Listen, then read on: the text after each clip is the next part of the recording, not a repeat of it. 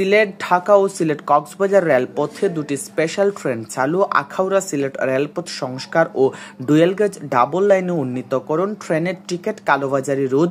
আখাউড়া সিলেট সেকশনে local train চালু, বন্ধ সকল স্টেশন চালুকরণ সহ ৮ দফা দাবি আদায়ে ১ নভেম্বর সিলেট টু শায়েস্তাগঞ্জ রেলপথ অবরোধের সমর্থনে ভানুগঞ্জ ও শমশেরনগর রেল স্টেশনে ট্রেন অবরোধ, মানববন্ধন ও বিক্ষোভ কর্মসূচি পালিত হয়েছে। সকাল 10টা থেকে শুরু হওয়া কর্মসূচিতে ভানুগঞ্জ ও শমশেরনগর রেলওয়ে স্টেশনে বিক্ষোভকারীরা স্বতঃস্ফূর্তভাবে অংশগ্রহণ করেন।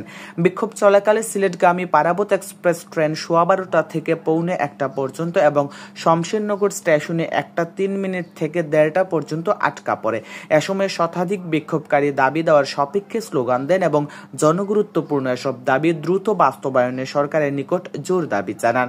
শমশেরনগর স্টেশনে বিক্ষোভ কর্মসূচিতে বক্তব্য রাখেন স্থানীয় যুবদল নেতা গোলাম রাব্বি, রিয়াজুর রহমান রিজন, আনোয়ার হোসেন, সাংবাদিক নুরুল মুহাইমিন, জয়নাল আবেদিন সহ স্থানীয় নেতাকর্মীরা।